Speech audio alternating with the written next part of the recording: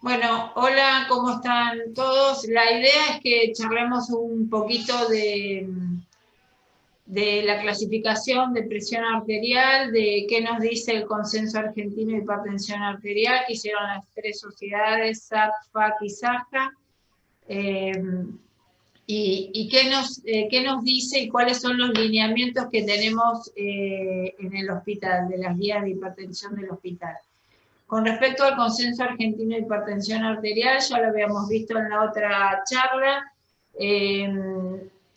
es para mayores de 16 años, estos son los valores, presión normal menor, espera que voy a correr un poquito esto, menor de 130 a 85, presión limítrofe entre 130 y 139, 85, 89, y después los diferentes niveles de hipertensión, nivel 1, nivel 2 y nivel 3, y la hipertensión sistólica aislada. Esto teniendo en cuenta sin tomar drogas antihipertensivas, sin enfermedad aguda, con el promedio de 3 lecturas obtenidas en 2 o más visitas luego del examen inicial.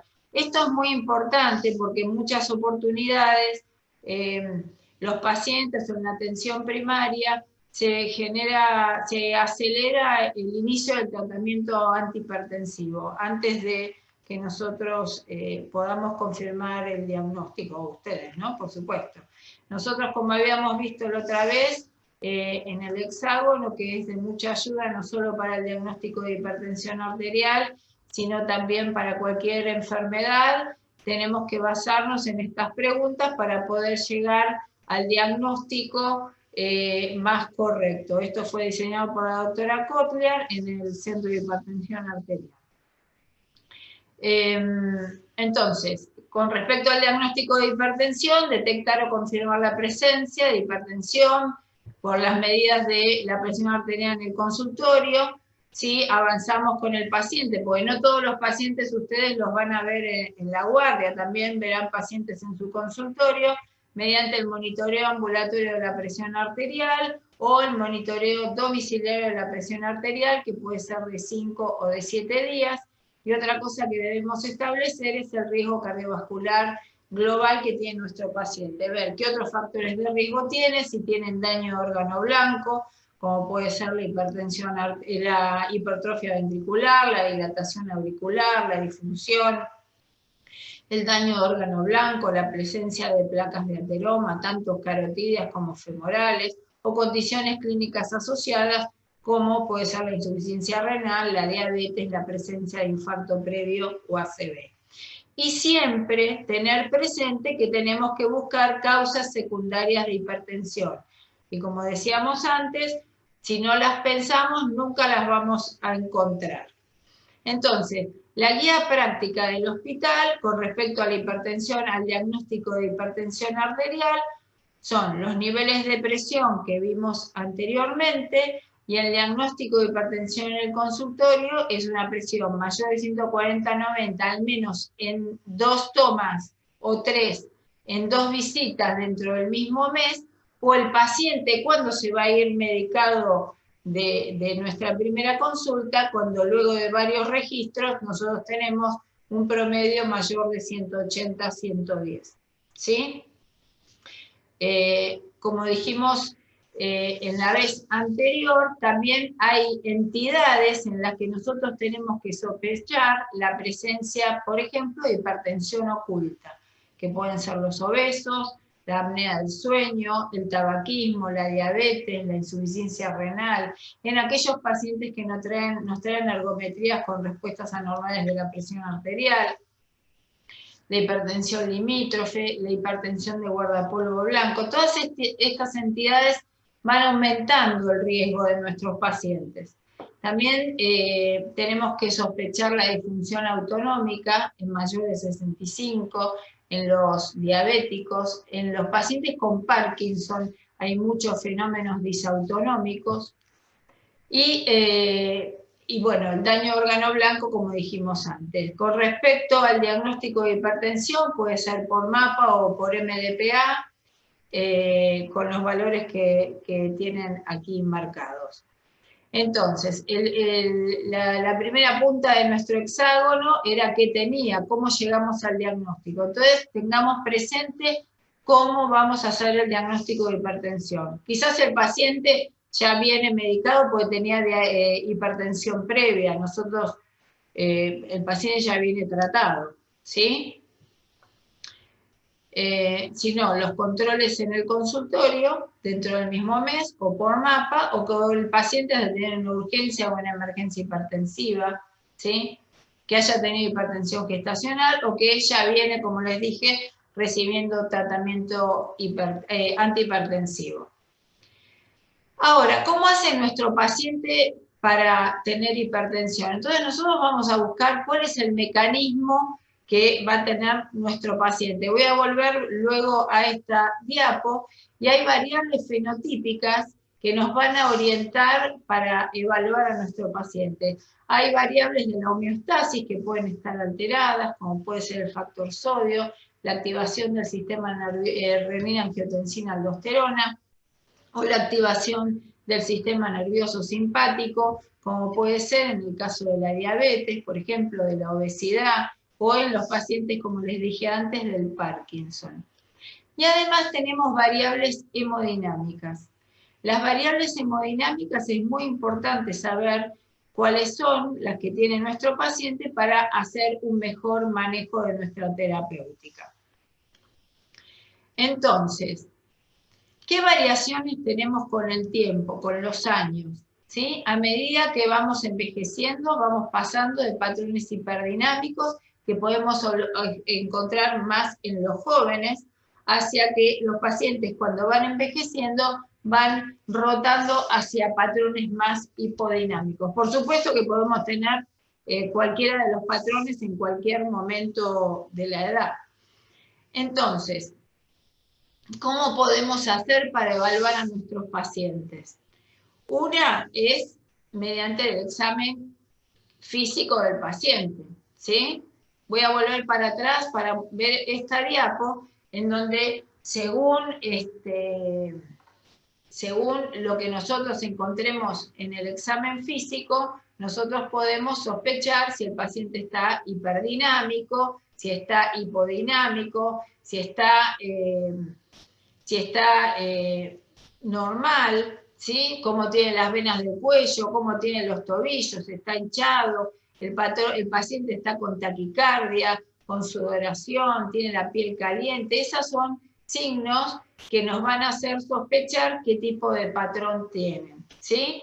Pero nosotros tenemos mecanismos para poder evaluarlo de forma sencilla y eficaz, como puede ser, por ejemplo, la cardiografía por impedancia. La cardiografía por impedancia es un método que nosotros utilizamos frecuentemente y que nos va a orientar a cómo vamos a tratar a nuestro paciente. Con respecto a los tipos de patrones hemodinámicos, podríamos definir como 3 tipos de patrones, que podría ser el normodinámico, aquellos que tienen índice cardíaco normal con resistencias normales, los que están hipodinámicos con índice cardíaco bajo y con resistencias elevadas, y los hiperdinámicos con índice cardíaco elevado, baja resistencia o normal en algunos casos. Y según esto vamos a tener diferentes tratamientos para estos pacientes. Entonces, nosotros, el método que utilizamos en el servicio es la cardiografía por impedancia. La cardiografía por impedancia es un estudio que tiene muchos años, que se empezó a utilizar en los astronautas, es algo diseñado por la NASA, y los primeros pacientes, digamos, que estuvieron, o personas que utilizaron el método, fueron los astronautas del Apolo 13, donde en sus trajes tenían electrodos en los que sensaban la hemodinamia para poder ser controlados.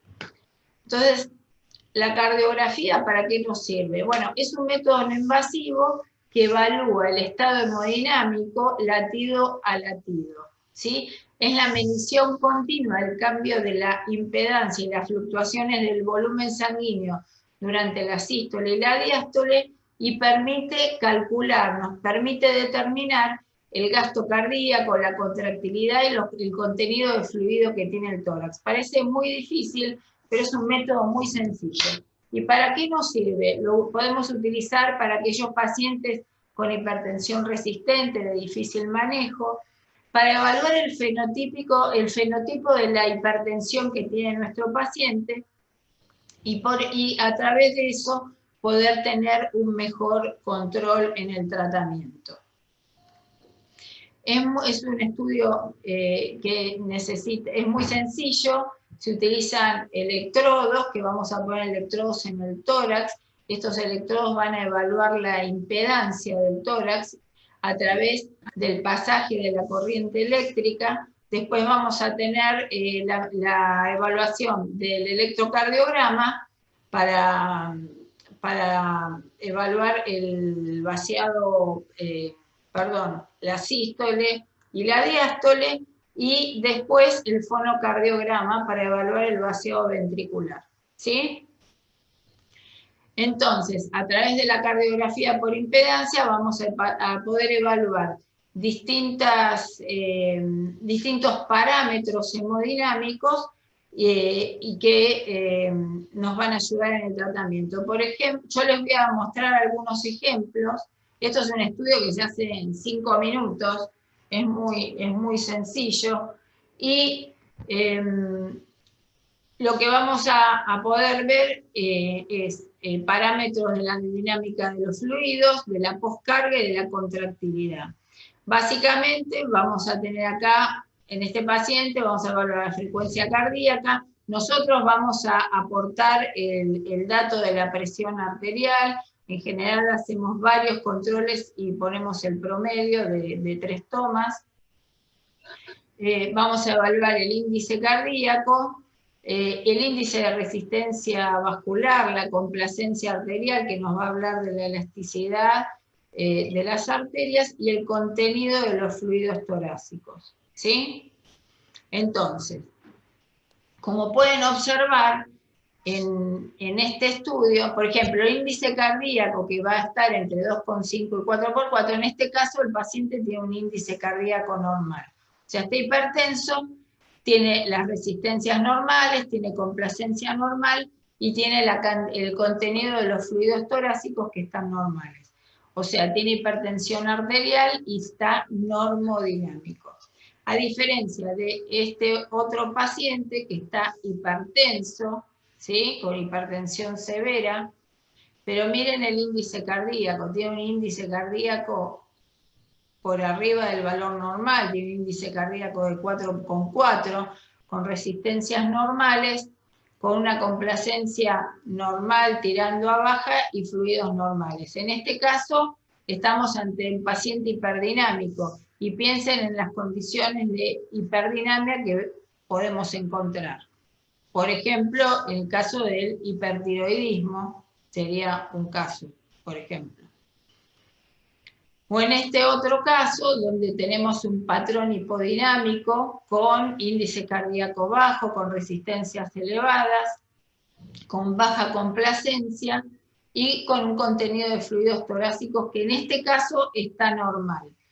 Fíjense la edad de los pacientes, es un paciente de 85 años, además es mi papá, que estaba muy hipertenso con un patrón hipodinámico. Y estos son los patrones que vemos más frecuentemente en las personas de mayor edad, ¿sí? Porque a medida que va avanzando la edad, va aumentando los índices de resistencia, ¿sí? ¿Hasta acá vamos bien? No los veo, a ver.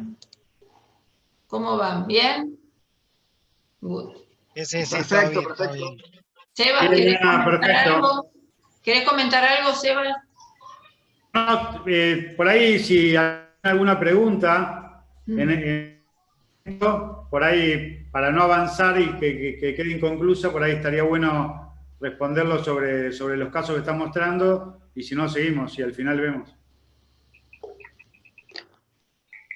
Bueno, Bueno, como pueden ver, es un método sencillo que les da mucha información. Con respecto a los valores, no sé qué opina Sebastián, para mí la cardiografía lo que nos va a mostrar son patrones hemodinámicos. Quizás no tiene la correlación que pueda tener un catéter de Swan-Ganz, porque cuando el paciente en la unidad coronaria tiene 2 de índice cardíaco está bastante mal, ¿sí? Y estos pacientes vienen caminando, ¿sí? Entonces lo que tener presente que la cardiografía nos va a mostrar un patrón hemodinámico, ¿sí? Entonces, quisiera comentar algo al respecto, Ana, si me permitís. Sí, claro. El punto, la cardiografía es un método obviamente no invasivo y que tiene su sensibilidad y especificidad comparado con métodos invasivos. Ahora, la realidad también es que el Swan-Ganz también tiene su sensibilidad y especificidad respecto a otros métodos como peso bajo agua y algunos otros índices o el ecocardiograma. Ninguna prueba de esta es la verdad absoluta. Esta es la realidad también. Lo bueno que tiene la cardiografía por impedancia es que lo que hace es cercar el tórax desde el punto de vista físico. Y como el único volumen que se mueve, o sea, la curva que ustedes ven, de esos tres registros que ustedes ven en el gráfico, en el cuadro chiquito de la derecha, la curva de arriba es la curva de impedancia eléctrica del tórax. Esa curva es absolutamente dependiente del volumen intravascular, porque no hay otro volumen que se mueva latido a latido dentro del tórax. El aire es eléctricamente neutro, la masa parenquimatosa pulmonar o del mediastino o cardíaca misma no cambia, entonces lo único que mueve esa curva es el volumen intravascular. Entonces es representativo de lo que está pasando en la sístole o en la eyección cardíaca. Por supuesto que todo esto está ajustado por superficie corporal, por altura, por peso, incluso por el hábito pícnico o longilíneo que tenga el paciente. Pero es una muestra muy representativa esta medición de qué es lo que está pasando. No por nada, esto lo inventaron en la misión Apolo en la NASA para vigilar a los astronautas por telemetría. O sea, es una prueba que tiene buena sensibilidad y especificidad, por lo menos en las descripciones originales. Y a pesar de que por ahí podemos discutir los valores absolutos, en términos relativos, lo que ofrece estos patrones de comportamiento son de gran ayuda para decidir tratamiento. O sea, claramente a este paciente, por ejemplo, que está mostrando Ana, que tiene una resistencia muy aumentada y un índice cardíaco de 2 litros por minuto, a nadie se le ocurriría, para corregir esa hipertensión que tiene, agregarle un betabloqueante. Ahora, uno podría agregarle un betabloqueante sabiendo que tiene 90 por minuto. O sea, si ustedes ven este cuadro y este paciente lo ven con 90 por minuto, hipertensión sistólica, más de uno de nosotros le daría un betabloqueante. Sin embargo, lo que va a hacer el betabloqueante es todavía un decremento en el índice cardíaco y un aumento de las resistencias periféricas, a no ser que sea nebivolol o carvedilol a muy alta dosis. Pero si no, la mayoría le daría un bisoprolol o un atenolol, que lo que haría sería fomentar el tono alfa y aumentar la resistencia periférica. Entonces, para este tipo de cosas es que nos sirven este tipo de patrones para darnos cuenta dónde está parado el paciente y actuar fisiopatológicamente e individualizar al sujeto de acuerdo a cómo se presenta en ese momento. Estuve largo, ¿no? Me gusta hablar. No, pero está bien, porque es lo más interesante de esto. Es lo más, por eso voy a volver para atrás, quiero volver para atrás. Bueno, no sé cómo volver acá para atrás. Perdón, y ya les digo que si a alguno de ustedes les interesa formarse o entrenarse en esta técnica, es una pavada de aprender y están invitados cuando quieran a venir a hacer, practicar, traer sus pacientes, lo que quieran. Obvio. Vale, genial. Cuando quieran.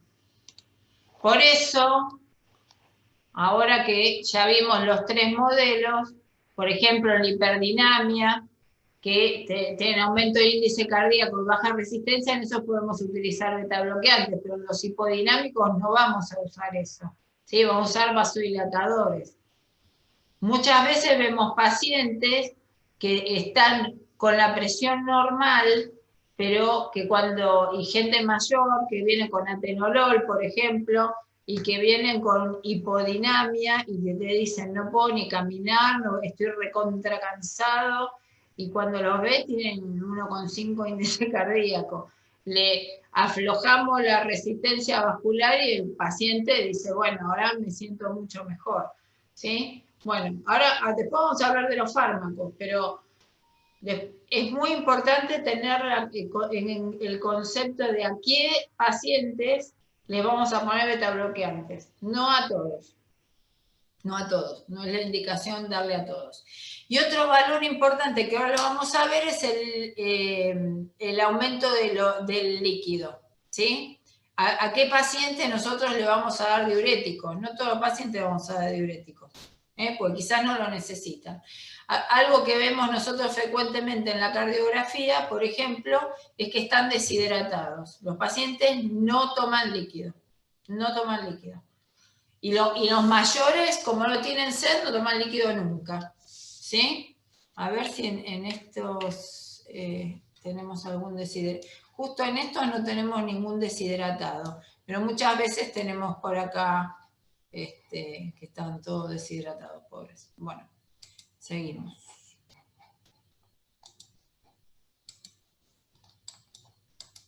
Y lo otro, bueno, es el líquido...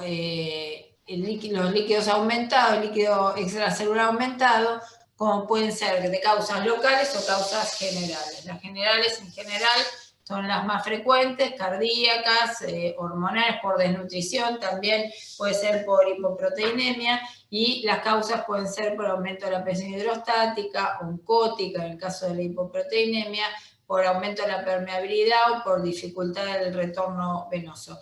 Esto nosotros lo podemos ver con la cardiografía como disminución de la Z0. ¿Y qué quiere decir eso?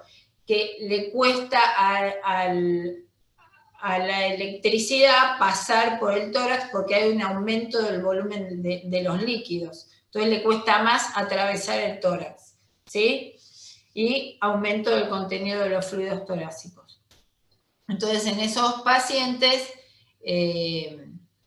podemos evaluar en el aumento quizás la utilización de diuréticos. Ahora, los pacientes normotensos, ¿están siempre normodinámicos? Y la verdad es que no siempre están normodinámicos. Por eso es importante, nosotros hacemos control del tratamiento de nuestros pacientes para ver si el medicamento no solo le controla los valores de la presión arterial, sino si están hemodinámicamente compensados. ¿Por qué?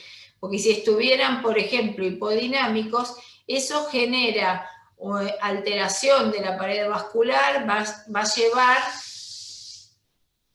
posteriormente a un desacople del ventrículo arterial y a los trastornos cardiovasculares como la hipertrofia ventricular y la enfermedad coronaria, ¿sí? Entonces, es muy importante eso. El primer desacople que vemos es en nuestros pacientes con lesión de las arterias, por ejemplo, es la prolongación del QT, ¿sí? Eso habla también de la rigidez vascular. Entonces, es muy importante que no solo estén normotensos, sino que también estén normodinámicos, ¿sí? ¿Querés comentar algo, Sebastián? No. Ok. No, Ana, por ahora no. Ok, bueno, entonces, siguiendo con la guía del hospital de manejo de la hipertensión, ¿a quiénes? O sea, el objetivo va a ser bajarle la presión a menos de 140/90 en el mejor tiempo posible. Obviamente que no va a ser en 1 hora esto, ¿no? Vamos a esperar por lo menos entre 1 semana, 5 vidas medias para que la dosis se pueda... la pueda tener bien la dosis el paciente. ¿A quién le vamos a dar monoterapia? Aquellos pacientes de bajo riesgo que no tienen respuesta a los cambios de estilo de vida. Con ellos podemos empezar con monoterapia y evaluarlos, ¿sí? ¿Y a quiénes le vamos a dar terapia combinada? O sea, que aquellos que tienen hipertensión con nivel 2 o 3 o aquellos que tienen riesgo moderado o alto. Piensen que el 75-80% de los pacientes deben utilizar 2 o más fármacos para controlar la presión arterial. No tengan miedo de utilizar asociaciones de fármacos. ¿Qué fármacos vamos a utilizar? Bueno, esto es muy importante. En la embarazada y en las mujeres en la edad fértil, lo pusimos en rojo para, por favor, nifedipina. La JIT es una forma de liberación prolongada. Antes teníamos el Adalat Oros, ahora no se fabrica más. Quedó el de Fénix, que es el Nifetzol, ¿sí? El labetalol, que es un beta bloqueante, ¿sí? Y la alfa-metildopa con acción central. En la hipertensión sistólica aislada, que es algo que vemos más frecuentemente en los ancianos, calcioantagonistas y diuréticos como las tiazidas, porque además de un efecto diurético, tienen un efecto vasodilatador.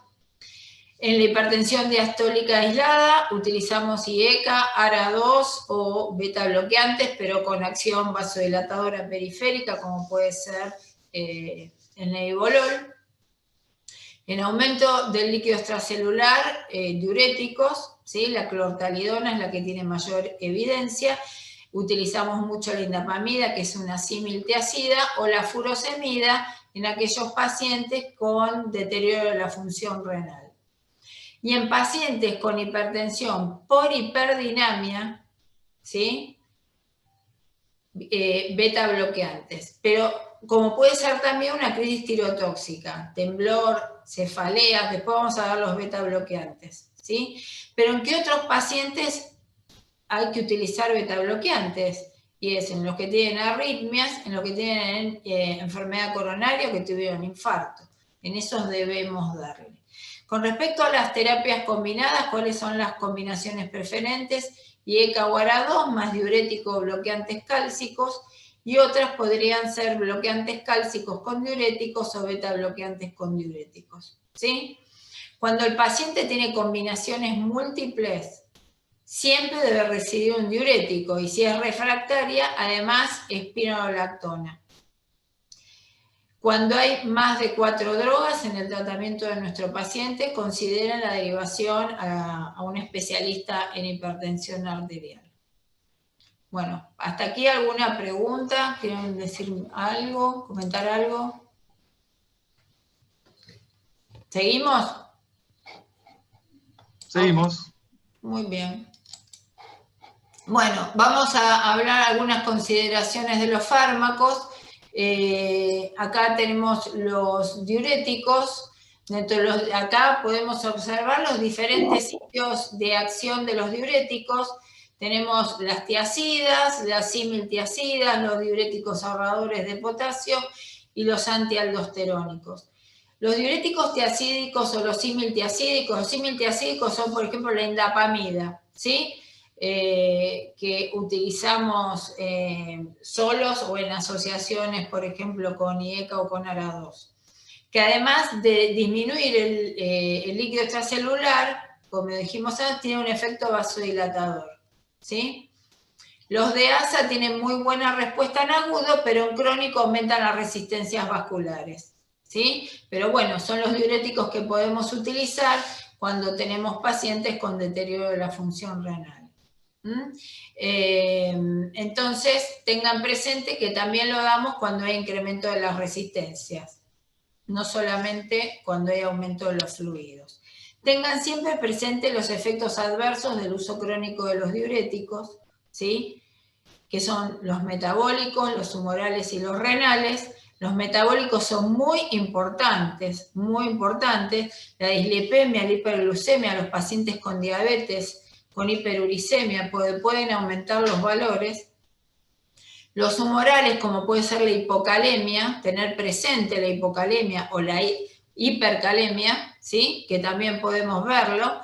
¿Por qué? Porque esto puede generar arritmias graves, ¿sí? Que pueden poner en riesgo la vida de nuestro paciente. Y después, los fenómenos inflamatorios y de fibrosis renal, y también el aumento del cáncer renal y de piel, pero sobre todo el de piel, que se ha observado con hidroclorotiazida, pero en dosis elevadas. Bien, entonces, tener presente la vida media de nuestros fármacos, los antialdosterónicos. Acá no tengo la eplerenona. La eplerenona es un antialdosterónico, es menos potente que la espironolactona. La dosis máxima es de 100 miligramos, lo digo porque no lo tengo acá anotado. En general, la dosis comparada de espironolactona con eplerenona, en general la eplerenona siempre es el doble que la espironolactona, con una dosis máxima de 100. Los diuréticos de ASA el intervalo es 2 veces por día, mientras que los otros fármacos podemos darlos 1 vez por día. Hay interacciones positivas y negativas. Las positivas son que los podemos asociar con otros fármacos para mejorar el tratamiento antihipertensivo y la potencia antihipertensiva de nuestros fármacos. La asociación de diuréticos ahorradores de potasio disminuye la posibilidad de hipocalemia inducida por tiazidas. Siempre tenemos que hacer el control del ionograma en nuestros pacientes. Potencian la acción de los inhibidores del sistema renina-angiotensina. Y después disminuyen la retención de sodio que provocan los beta bloqueantes. Y en cuanto a las interacciones negativas, que es algo que vemos muy frecuente y que ustedes ven mucho en la guardia, es la utilización de AINES. Los AINES antagonizan la acción de los diuréticos, pueden generar o deteriorar la función renal y es muchas veces causa de consulta a la guardia por hipertensión, ¿sí? Tengan presente que los diuréticos pueden generar toxicidad en aquellos pacientes que están tomando digitálicos, cuanto en estos últimos años ya se utilizan menos los digitálicos, pero pueden llegar a tenerlo. Hay contraindicaciones para la eplerenona con la asociación con clarito, ketoconazol o econazol, están contraindicados, y la eritro, verapamil y fluconazol pueden incrementar la concentración plasmática de eplerenona. Así que son cosas que tenemos que tener presentes al momento de indicar fármacos a nuestros pacientes. Entonces, en cuanto a las claves para el uso de los diuréticos, las tiazidas son drogas de primera línea en combinación, que se pueden utilizar en combinación, ¿sí? Siempre tener presente las alteraciones metabólicas que pueden generar. Los símil-tiazidas, como la indapamida, tienen una vida media superior y mayor eficacia. Recuerden que tiene este efecto vasodilatador, pero riesgo de alteraciones de la anatremia, del potasio y con sus consecuencias sobre el QT y las arritmias graves. Con respecto a la aldosterona, es una droga, los antialdosterónicos son drogas muy eficaces, tienen aumento del riesgo de hipercalemia, pero tienen muchos efectos beneficiosos, como por ejemplo los antifibróticos. Y los diuréticos de ASA, bueno, son los fármacos que vamos a utilizar en las personas que tienen deterioro de la función renal. Son muy potentes diuréticos, pero a largo plazo generan aumento de la resistencia, con riesgo de hipocalemia y alteraciones electrocardiográficas por prolongación del QT. Con respecto a las características farmacológicas de los inhibidores de la enzima, la mayoría poseen un grupo carboxilo, que son los que en general utilizamos nosotros, que es lisinopril, benacepril, enalapril, perindopril, son los que más utilizamos, ramipril también. Después están los que tienen el fosinopril, tiene un grupo fosfonilo, no hay acá, y el captopril tiene un grupo sulfidrilo. En general ya no se utiliza captopril. En general la mayoría de estos compuestos son profármacos y necesitan su activación a través de estearasas hepáticas para transformarse en un metabolito activo. Tienen efectos hemodinámicos cardiovasculares y renales, disminuyen la resistencia periférica, bajando la precarga, la poscarga, la presión arterial pulmonar, disminuyen la presión arterial media, el volumen minuto no lo modifican, pueden aumentarlo, por eso son fármacos utilizados en insuficiencia cardíaca, aumentando el volumen sistólico y mejorando la disfunción diastólica. Actúan en el tono de los vasos de capacitancia, disminuyen el efecto del edema ocasionado por los bloqueantes cálcicos, no modifican la frecuencia cardíaca y disminuyen la presión arterial máxima al esfuerzo. Eso puede estar disminuida. Mejoran el flujo plasmático renal y, bueno, disminuyen la resistencia arteriolar, etc. No les voy a leer todo porque se me van a quedar desmayados. Con respecto a los IECA, que son drogas que utilizamos mucho, nosotros utilizamos mucho benacepril, perindopril, en enalapril también es muy utilizado. Lo que tienen que tener en cuenta con el enalapril es que tiene una frecuencia de dosis por día que debemos darle 2 veces por día al paciente. En general se administra 1 vez por día y en general el paciente no va a estar cubierto, ¿sí? Lo podemos utilizar 1 vez por día en aquellos pacientes que nosotros le hacemos una presurometría y solo tiene hipertensión diurna. Eso podría ser un caso. El benacepril y el perindopril se utilizan en 1 sola dosis. El perindopril viene solo o en asociaciones y el benacepril en nuestro país está asociado con amlodipina. Con respecto a los efectos adversos, pueden tener efectos de primera dosis, como ser la hipotensión arterial. Tos seca podemos observarlo en el 10% de los pacientes. Es muy molesto, hay que cambiarle la medicación. Y eso es generado por la liberación de bradiquinina a nivel laríngeo, y eso genera esta tos continua. La hipercalemia, la angioedema, el rash y algo muy importante es que tiene efectos teratogénicos. Por lo tanto, está contraindicado tanto en la mujer en la etapa fértil como en el embarazo. ¿Sí? Son teratogénicos. Vemos frecuentemente pacientes con enalapril, con losartán, ¿sí? Entonces, para las mujeres en edad fértil vamos a utilizar otros fármacos, ¿sí? Después, contraindicados en pacientes con deterioro severo de la función renal, hipercalemia, estenosis renal bilateral, estenosis renal en monorrenos, la estenosis aórtica severa, va a aumentar el gradiente, como en la miocardiopatía hipertrófica obstructiva, ¿sí? Provocando disnea, síncope, etc. ¿Sí? En su gran mayoría, entonces, son profármacos, tienen que estar metabolizados para transformarse en fármacos activos, a excepción del captopril y sinopril, son eficaces y seguras, siempre evaluar al paciente y si no tiene contraindicaciones para ser administrado, lo podemos utilizar como monoterapia o combinado.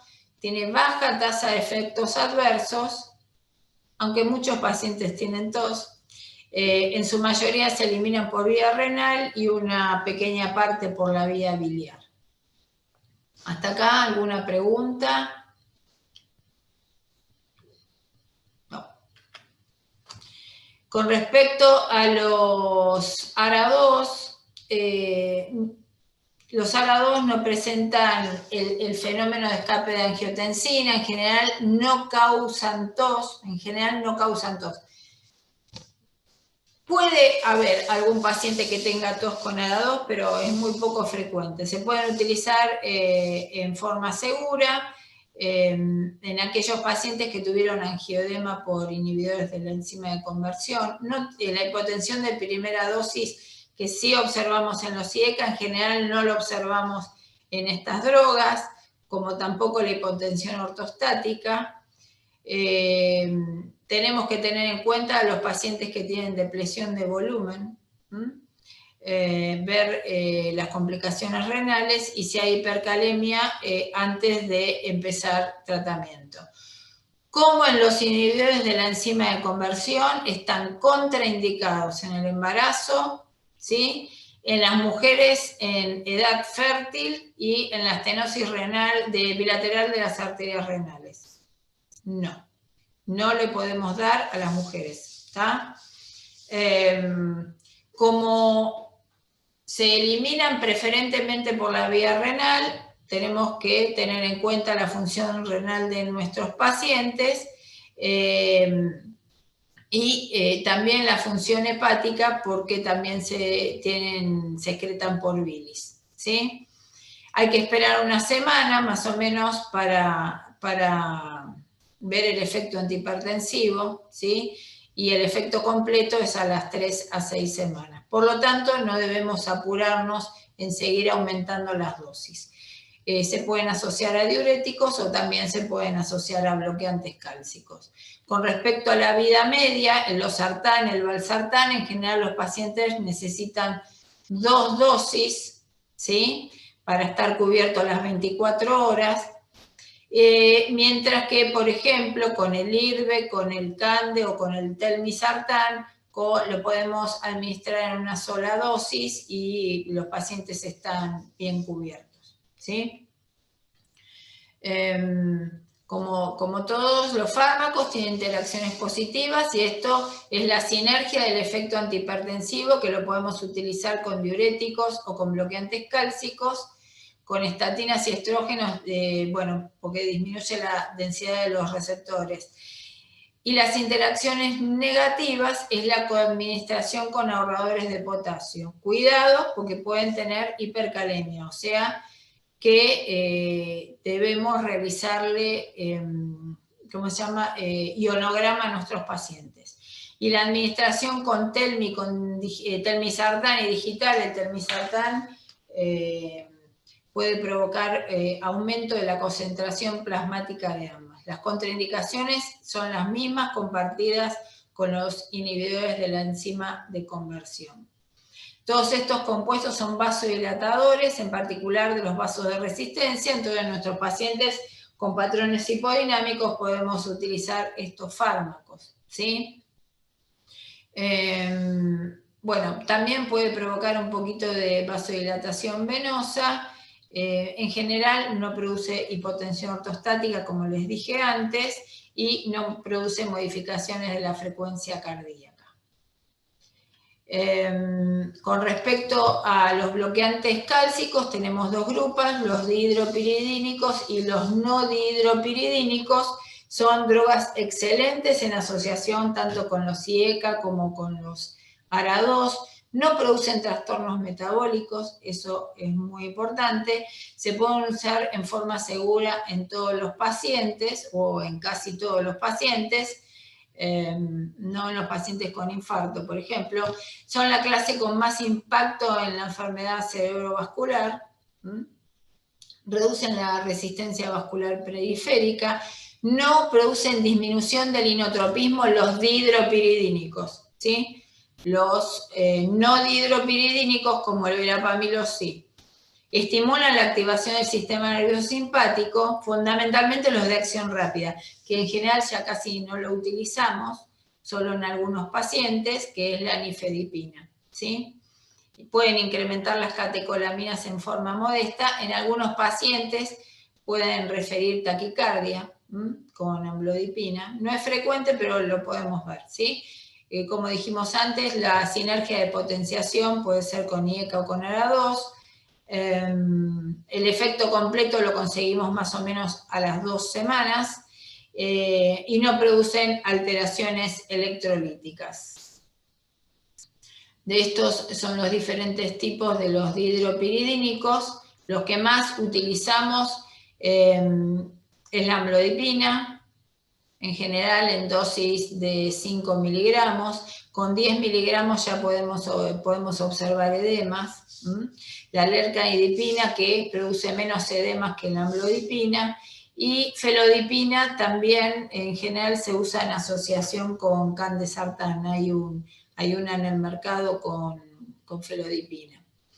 Y después tenemos la nifedipina, la JITS, que es la de liberación prolongada.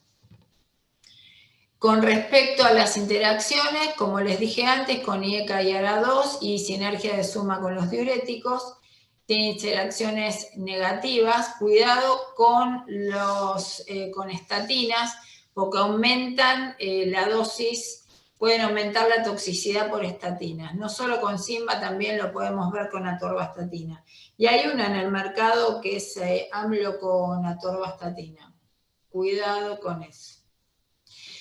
Con respecto a las contraindicaciones, miocardiopatía hipertrófica obstructiva con gradiente severo, si le ponemos un vasodilatador, le vamos a aumentar el gradiente, tanto en la miocardiopatía hipertrófica como en la estenosis aórtica severa, en la insuficiencia cardíaca, infarto, hipotensión, en las taquiarritmias de alta frecuencia. Recuerden que puede generar un aumento de la estimulación simpática y la hipersensibilidad, bueno, como cualquier fármaco.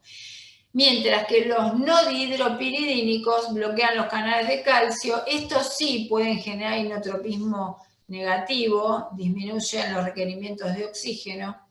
Nosotros utilizamos verapamilo y diltiazem, lo utilizamos. Siempre que vayan a utilizar esto, siempre tengan un electro previo y tengan un ecocardio preferentemente, ¿sí? Antes de utilizar estos fármacos. ¿Sí? Ok. ¿Hasta acá alguna pregunta? ¿Utilizan estos fármacos ustedes? Sí, la verdad es que los que más usamos, por ahí, de todos los que nombraste, los que más usamos son los ARA2, los Sartán, Valsartán y enalapril. Después de bloqueantes cálcicos, estamos bastante familiarizados con la amlodipina para usar en la guardia, ¿no? Sí, está bien. Está bien. Diría que esos tres son los protagonistas de los que usamos nosotros. Para un paciente que por ahí se queda 2 horas, 3 horas en la guardia mientras le estamos haciendo estudios, que viene con una crisis hipertensiva. Está bien. ¿Qué te parece? Algo interesante que me pareció, sigo manejando yo, algo interesante que el losartán lo vemos que lo dan en una sola toma, ¿no? Sí, y ahí pareciera que hay que darlo en 2 tomas. En 2 tomas hay que darlo, sí. Te quedas corto si lo haces en una sola toma. Y es muy frecuente verlo esto en los pacientes con... Vienen en enalapril, pero vienen con 5 de enalapril. Y si el paciente tiene hipertensión sostenida de 24 horas, a la noche está sin tratamiento. Claro, sí, perfecto. A ver, una percepción que tengo yo es que el tema de los fármacos es impresionante. Tenés que tener un montón de cosas en la cabeza cuando estás dando un fármaco. Es muchísimo. Nosotros tratamos para mejorar la adherencia de los pacientes, utilizar fármacos de acción prolongada. A menos que el paciente, como les dije antes, tenga hipertensión solo diurna. Entonces le das algo de vida media corta. Pero el valsartán también habría que utilizarlo quizás 2 veces por día. Hay que chequear eso con el mapa para ver si el paciente lo tiene controlado. Porque quizás lo tienen controlado de día y de noche no está controlado. ¿Está bien? Sí, perfecto. Es tremendo la farmacología y las interacciones. Tremendo es. Pero bueno, ¿y de beta bloqueantes qué usan ustedes? Y en la guardia usamos poco beta bloqueante, me parece, como que por ahí atenolol o carvedilol, en la guardia estoy hablando, ¿eh?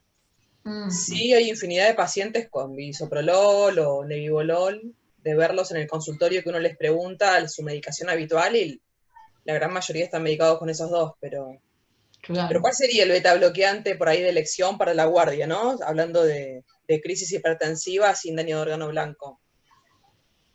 Y mira, yo usaría bisoprolol o nebivolol, ¿sí? El nebivolol tiene un efecto vasodilatador.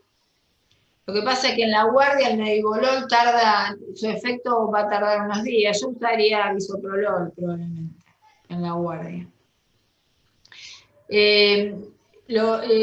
Les hablo un poquito de los betabloqueantes, así vemos qué fármaco le damos mejor, ¿sí? Son grupos heterogéneos de fármacos, hay diferentes perfiles, fueron evolucionando los betabloqueantes a través de los años. Antes teníamos solamente el atenolol. Están indicados en hipertensión con aumento de renina, con elevación del gasto cardíaco, taquiarritmia, cardiopatía isquémica, miocardiopatía hipertensiva, insuficiencia cardíaca, pero tampoco le vamos a dar atenolol en insuficiencia cardíaca, ¿no? Migraña y hipotiroidismo, ahí usamos mucho. En los pacientes hipotiroides que están en tratamiento con levotiroxina, muchas veces hay que ponerles betabloqueantes porque tienen taquicardia, ¿eh? Tienen arritmias. Y lo importante de los betabloqueantes es evaluar la cardioselectividad que tenemos con estas drogas, ¿no? Estos van a disminuir el consumo de oxígeno porque disminuyen la frecuencia cardíaca y la fuerza contráctil del corazón. Entonces, ese sería el objetivo cuando nosotros le damos a pacientes que tuvieron infarto, disminuir el consumo de oxígeno. ¿Está? Entonces, ¿qué pasa con los betabloqueantes? Ponen en funcionamiento un mecanismo reflejo mediante varios receptores que tienden a incrementar la resistencia periférica. ¿Se acordaron cuando les dije de la cardiografía y lo que les dijo Sebastián? Que no le vamos a dar a un paciente que está hipodinámico con aumento de la resistencia periférica, no le vamos a poner un betabloqueante, pues lo vamos a empeorar. Este paciente va a estar mucho peor.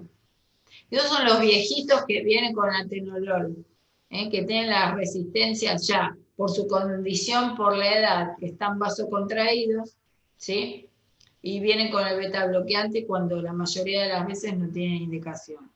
Entonces tienen aumento de la resistencia periférica por bloqueo de los receptores beta-2 vasodilatadores y actividad refleja del sistema nervioso simpático, ¿sí? Que activa los alfa-1, que son vasoconstrictores.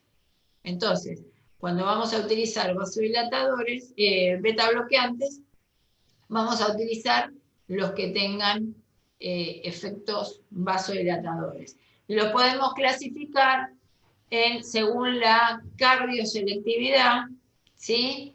Y los de última generación, ¿sí? Los no cardioselectivos, el propanolol se usa mucho. ¿Y para qué se usa? Para los pacientes con migraña. Los pacientes con migraña mejoran, no todos porque hay muchos tipos de migraña, ¿no? Pero muchos pacientes mejoran con propanolol. Pero tengan presente que pueden provocar este aumento de la resistencia. En general, nosotros utilizamos más nebivolol. Labetalol usamos mucho en las mujeres, ¿sí? Sobre todo en las mujeres en la edad fértil, en aquellas que planean un embarazo, y carvedilol, que se utiliza mucho en pacientes con cardiopatía isquémica. Y con respecto a la función de los receptores que bloquean, el nebivolol, alfa-1 y beta, ¿sí? El nebivolol tiene un efecto vasodilatador periférico porque estimula la liberación de óxido nítrico, y eso produce el efecto vasodilatador periférico. Ese efecto quizás no lo encontramos en los primeros días de administración del nebivolol, y esperamos un efecto máximo más o menos a los 10 días. ¿Está? El atenolol produce vasoconstricción y metabólicamente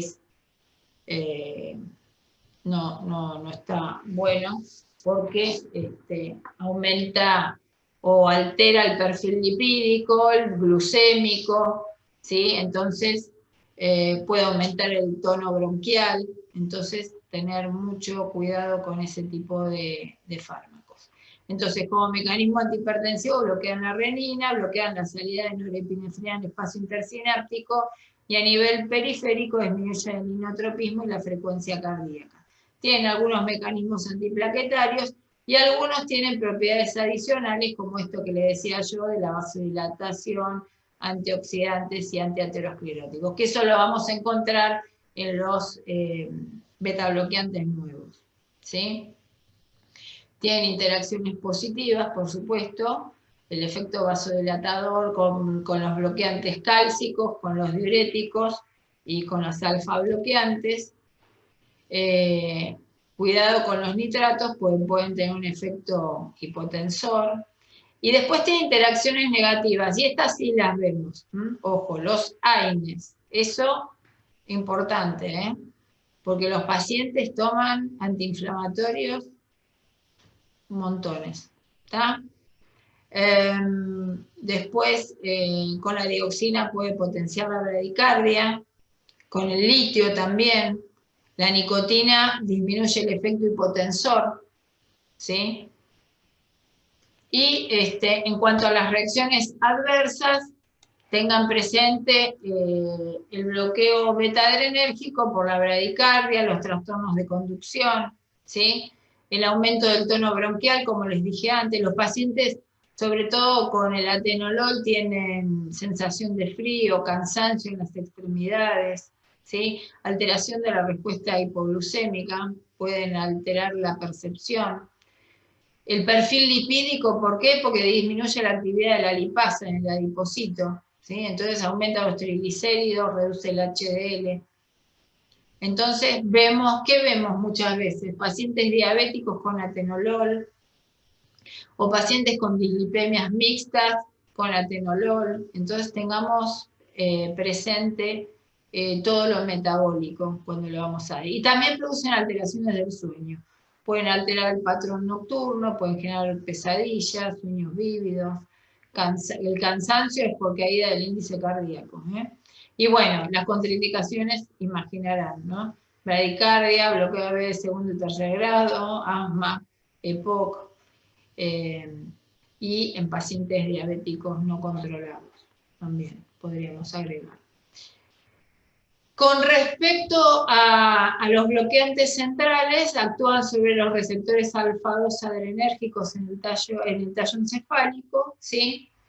Algunos en los receptores imidazolínicos, como la clonidina. Lo que más utilizamos nosotros es la alfa-metildopa, ¿sí? Que actúa, es un profármaco, la alfa-metildopa, que actúa por un metabolito intermedio, que es la alfa-metilnoradrenalina. Producen disminución de las eferencias del sistema nervioso central.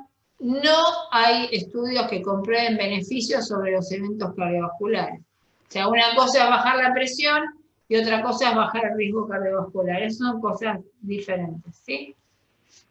Se eliminan en forma inalterada, actúan sobre el sistema nervioso central, pueden generar sedación, hipertensión o bradicardia, pueden interactuar con otros hipotensores. Como les decía, la que más utilizamos es la alfa-metildopa, se utiliza muy frecuentemente en el embarazo. No hay ningún estudio que no se encontró ninguna evidencia de que sea teratogénico, ¿sí? Entonces, esta es una droga utilizada frecuentemente durante el embarazo.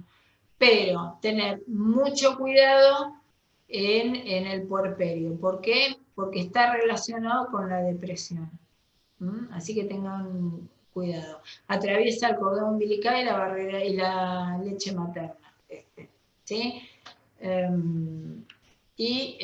Las interacciones, bueno, pueden tener potenciación del efecto hipotensor cuando lo asociamos con otros fármacos, pueden generar hipotensión durante la inducción anestésica y se puede eliminar en diálisis. No sé ni qué hora es. Ah, estoy ya. Efectos adversos, sedación, mucho, parkinsonismo, hiperprolactinemia. Cardiovasculares pueden tener bradicardia severa, pueden generar pausas sinusales, pueden generar hipotensión ortostática, pueden generar anemia, y está contraindicado en la enfermedad hepática aguda, como la cirrosis activa, en desórdenes hepáticos previos, en terapias con IMAO y contraindicado en el feocromocitoma. Y con respecto a las generalidades de estos bloqueantes, de los bloqueantes alfa-1 son derivados de la quinazolina, son bloqueantes de los receptores alfa-1 postsináptico y generan vasodilatación, tanto arterial como venosa. Se puede observar hipotensión de primera dosis. La hipertensión ortostática es frecuente, sobre todo si la asocian a otros vasodilatadores. En general estos fármacos nosotros usamos mucho doxazosina, y la doxazosina en general empezamos utilizándola a la noche y en dosis baja, ¿sí? Por este efecto de primera dosis que podemos tener con estos fármacos. Tiene un efecto metabólico neutro, nosotros los utilizamos en pacientes que estamos estudiándolos por el hiperaldosteronismo, por ejemplo. Y hay una que usan ustedes, que es el urapidilo, que es el que se usa en la guardia, tiene acción rápida, tiene el mismo efecto que es bloqueo alfa-1 postsináptico, también produce la liberación de serotonina cerebral, baja la presión, tiene un efecto rápido, no aumenta el gasto cardíaco ni la frecuencia cardíaca, se utiliza en forma endovenosa. Estos son los efectos adversos. Y está contraindicado en aquellos pacientes, por supuesto, con hipersensibilidad y con estenosis aórtica severa. En estos pacientes, por ese efecto vasodilatador, aumenta el gradiente y los van a empeorar a estos pacientes. El urapidilo, yo personalmente no lo usé nunca, no sé si ustedes lo han utilizado en la guardia, pero sé que tenemos disponibilidad. Y, a ver, como recomendación, pensar no solo en el valor de la presión arterial, sino también pensar en la hemodinamia